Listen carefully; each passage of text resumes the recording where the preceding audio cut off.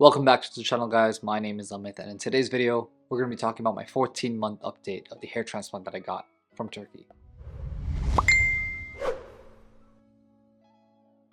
So for those who don't know, I got not one but two hair transplants done in Istanbul, Turkey at Vera Clinic. Before starting this channel, I basically had barely any hair on my head. I was losing hair on my hairline, my mid-scalp, and as well as my crown. So I decided to take that plunge and go for a hair transplant. When I flew all the way down to Istanbul, Turkey and went to Vera Clinic, I got 6,100 grafts extracted from my donor area and placed onto my hairline and mid-scalp.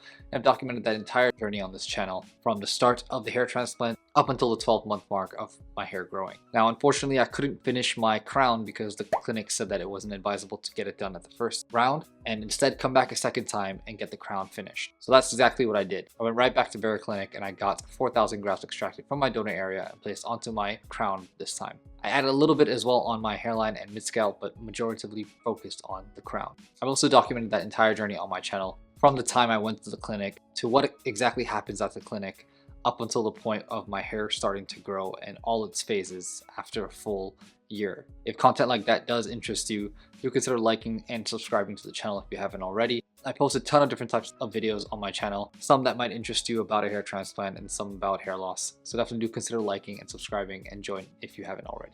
And of course, just watch me grow a full head of hair. Okay, so this update. It has been just a little over 14 months and I've started to see some real progress from the time I got my hair transplant up until now. The hair still isn't as dense as I would like it to be, and I'm not going to shy away from that. I wish it would be more dense and covered in certain areas, but the reality is that I don't see it at the moment. Although it has been 14 months, people say it takes up to 18 months for the crown to fully grow. But you know, at the rate I've been looking at it and monitoring my crown hair for the past couple of months, it looks like this might be it. This is my first transplant on my crown, so I'll only be able to determine how well it actually grows out after the 18th month. Over the time span of the past year, every single day I stare at my crown, and at least from what it was and having nothing there to what it is now, I've seen so much growth that I can't complain too much about it. But I do want to say that it's not perfect. I'm 100% agreeable to that, and I'm very self-aware of that. And I'm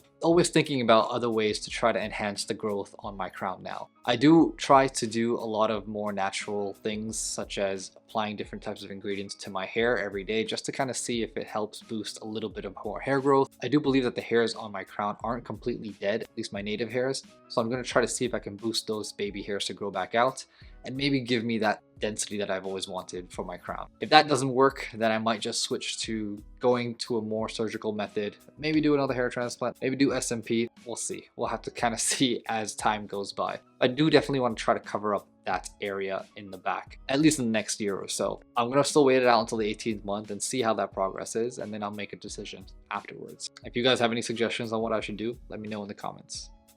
Alright, so let's jump straight into the 360 view of the hairline and mid-scalp, the crown, as well as the donor area. Alright, another month and another close-up of my hairline. The 200 grafts I added the second time around holds up well here, and it gives me more density in the front.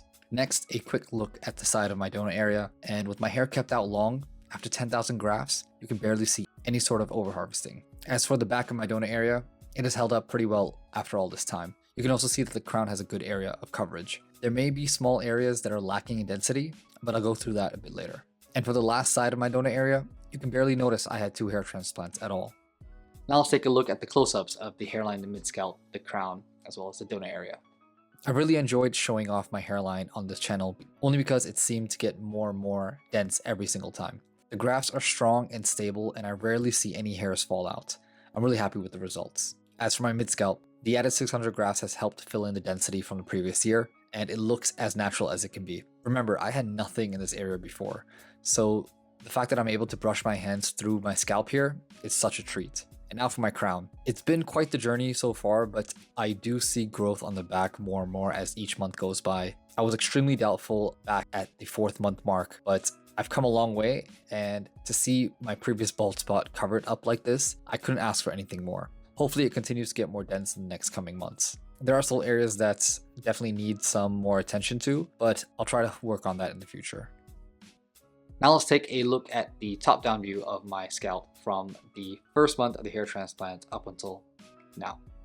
The first 3 months was the toughest with my hair growth as I went through the recovery, shedding, and ugly duckling phase. After that though, the months started to get better and I started seeing some hair growth on my crown. For the following 6 months, I stayed consistent with my aftercare and saw some really good growth overall on my scalp. Moving on to a year after, in my 13th month, the hairs really started to pop out, and by now, the 14th month, the growth seems pretty consistent. So for aftercare, again, I haven't really been doing too many different things over the last couple of months. I've always been following my same regimen that I have always advertised on this channel. First thing I take every morning is 0.5 milligrams of finasteride. I did used to take 1 milligram, but I've reduced that now and I've only take 0.5 every other day. This is only mainly to reduce any of the possible side effects that I could have from finasteride. And I've been taking it now for over 2 years. Haven't had a peep of a side effect, so I'm good with that. And it works for me, so it might also work for you as well. I also take a bunch of vitamins, which I will list all on the screen here. But some of the main important ones are B-complex and biotin. Those are known to help with hair growth more than others, so I definitely recommend that as well. I also use minoxidil. I've always been advertised this particular brand that I've been using, which is Growplex. It has been very useful for me. I still apply it every morning and night. I won't lie, sometimes I do forget about applying it, but as long as you stay consistent with it in the areas that you want hair to grow, you will start to see hair growth. The moment you stop using minoxidil, it will probably start to make your hairs shed even more, and obviously you don't want that, so you have to stay consistent with it. I do have a discount code on the Growplex formula. Be sure to check the link in the description below for that discount.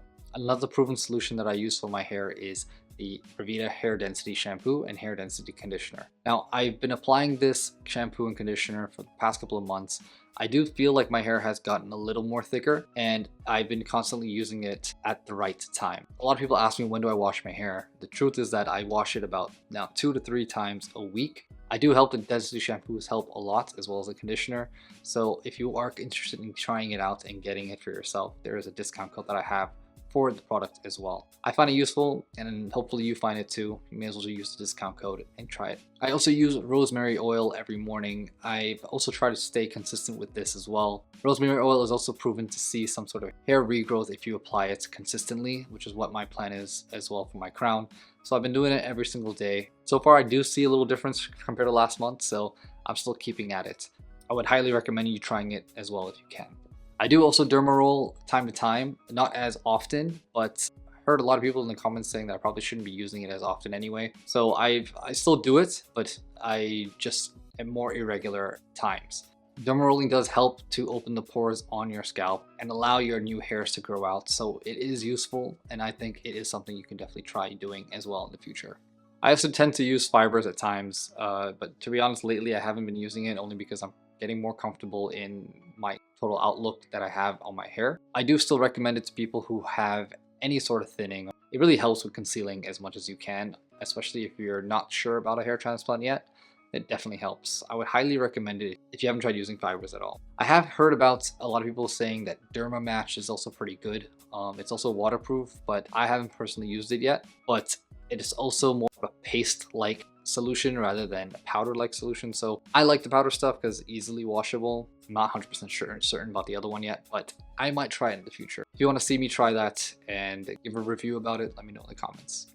Not so much has changed in the past month, but I do still see small hair growth here and there. I do feel more confident every day about myself and my hair and how it's growing. I have to give credit to the amount of commitment I've done to making these videos and tracking my progress over time, and as well taking the aftercare and doing the right things to make sure the hair stays consistent and grows at a good rate. If you are somebody also who is wanting to get a hair transplant or have questions about getting a hair transplant, or even just want to have someone to talk to, I'm your guy. I have a one-on-one hair consultation service that you can have a conversation with me.